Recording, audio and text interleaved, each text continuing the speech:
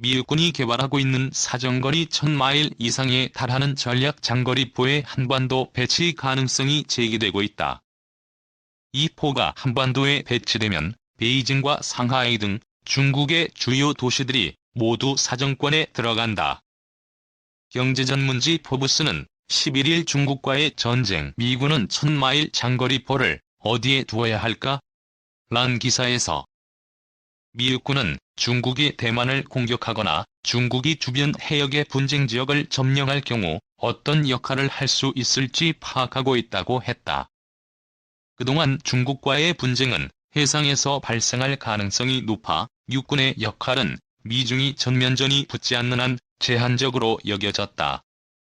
그러나 육군이 개발하고 있는 사정거리 1000마일에 달하는 전략 장거리포가 배치될 경우 얘기가 달라진다.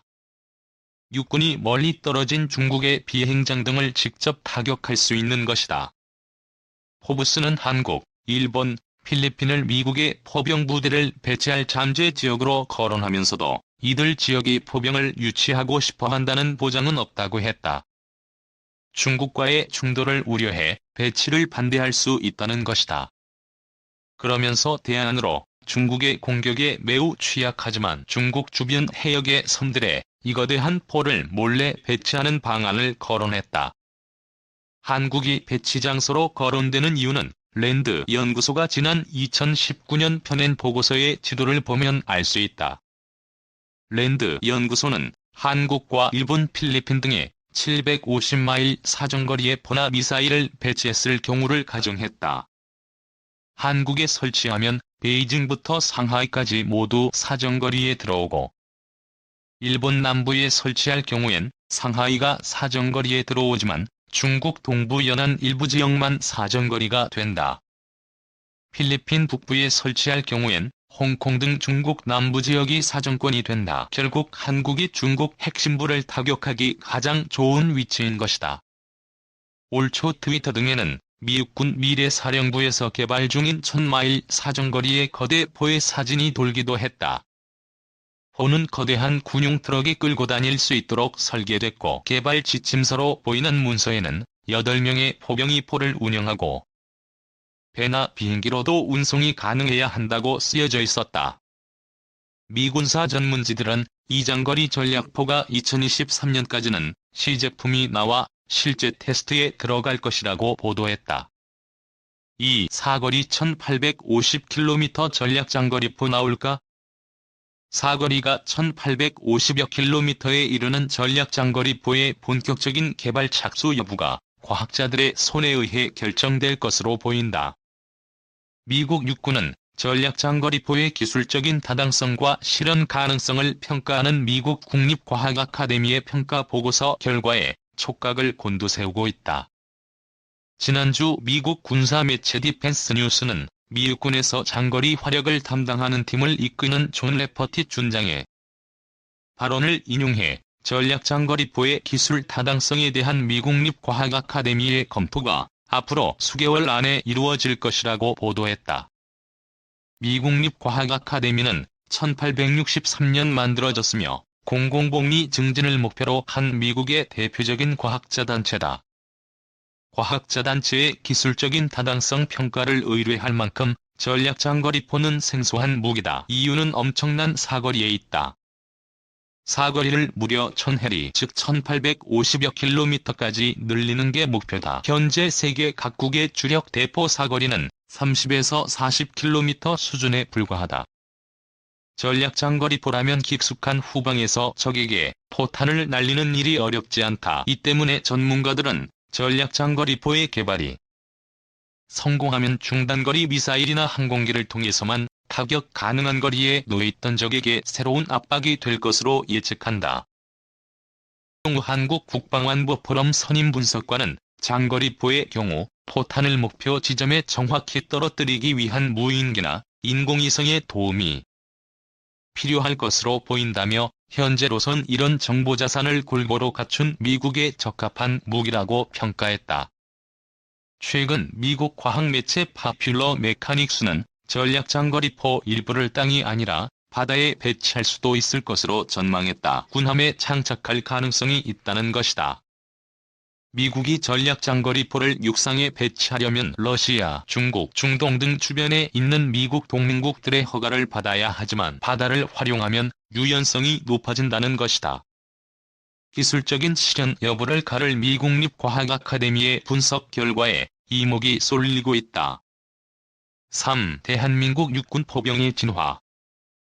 요즘 40조 육군 포병 세력에 대해서 말이 많은데 본질을 좀 놓치고 있는 것이 아닌가 싶습니다. 그래서 귓동양으로 들은 몇 가지 정보에 대해서 사전으로 설명을 해보려 합니다. 우선 40조 포병 세력은 단순히 사거리가 늘어나는 것에 그치지 않습니다. 40조 포병의 핵심은 바로 진화입니다. 포탄 체계에 대한 변혁이 예고되며 이는 단순 화력 제공에서 그치지 않고 다양한 임무에 대해서도 적용이 될 계획입니다. 이제까지 우리의 포병은 포탄을 쏟아 부어 화력으로 제압하는 제압 사격이 주였습니다. 단순 통산 포탄을 빠른 시간 내에 대량으로 쏟아 부어 적을 녹여버리는 것이 바로 이것입니다. 1967년의 사진이지만 사실 이때와 지금은 다를 게 없는 포병입니다. 통산탄두의 기계식 신관을 이용하는 형태입니다. 지금이야 사거리 연장탄 및 이중 목적고 폭탄 등이 있지만 포병의 원래 습성에서 연장되었을 뿐이지 변혁을 이끈 체계는 아니었습니다. 정밀 타격 체계가 있었지만 너무나 높은 가격과 함께 유지에도 큰 돈이 들어야 했기에 경제적이지 못했습니다. 이를 타결할 체계 JDAM 기존 통산 폭탄의 간단한 설치만으로도 CEP-1M 이내의 정밀 타격 체계로 변신을 시켜주는 KIT가 개발이 되었지요.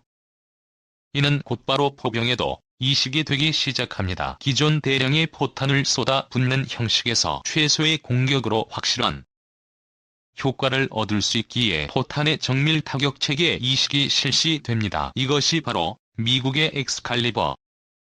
아직 완성 단계는 아니지만 우리도 같은 체계를 개발하고 있습니다. ADD에서 얼마 전 모급이 공개되었죠. 개발 역시 상당한 진척이 있는 걸로 알려지고 있습니다.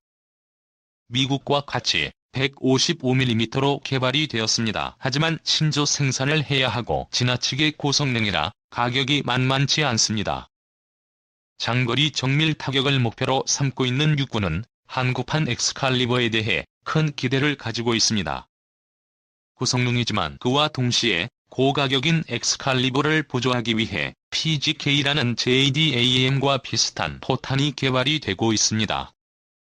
기존 통산 포탄에 PKG 신관만 장착하는 것으로 CEP를 크게 줄일 수 있습니다. 사진에 보이다시피 신관만 장착하는 것으로도 월등히 높은 CEP를 달성한 것을 확인할 수 있습니다. 이 역시 우리 ADD에서 체계 연구가 시작되었습니다. 신관 구성품입니다. 엑스칼리버가 워낙에 고성능으로 나와 많은 부품이 쓰이면서 발사 시 충격에 약한 면모를 보이고 있으므로 PGK는 염가형답게 최소한의 부품으로 이루어져 있습니다. 한국판 엑스칼리버, 한국판 PGK 거기에 다련장 단순 사거리 증가가 아닌 저렴한 가격의 정밀 유도기술, 이것이 바로 40조 포병의 진짜 핵심인 것입니다. 또한 임무의 확대 또한 계획되어 있습니다. 기존 포병이 화력 제공이라는 임무만을 맡고 있었지만 이제 그 임무가 다양해질 것으로 보입니다. 바로 정찰 포탄을 이용한 정찰 임무입니다. 박격포 2종, 155mm 한 종으로 구성되어진 정찰 포탄의 목업입니다. 2020 국방개혁을 보면 포병 대대별로 UAV 배치가 계획되어 있지만 그런 적어도 UAV의 경우 격추의 위험과 함께 대기의 상태에 따라 그 활동이 제한되기도 합니다. 그래서 현재 군은 정찰 포탄의 개발을 서두르고 있습니다. 포병의 장거리 발사 체계를 이용하여 포탄에서 분리낙하하며 적관측 및 정찰 정보 전송이 그 목적입니다. 발사 체계에 따른 단종도 여러 가지로 개발되므로 소규모 부대들도 박격포 정찰 체계를 이용하여 적진을 관측할 수 있습니다. 또한 레이저 유도 포탄 체계도 개발이 진행 중입니다. 기존 정확한 화력 유도를 위해서 방어나 공격 중인 상태에서 좌표를 날렸어야 했으나 간단한 레이저 조준으로 박격포의 정확한 화력 유도가 가능해집니다.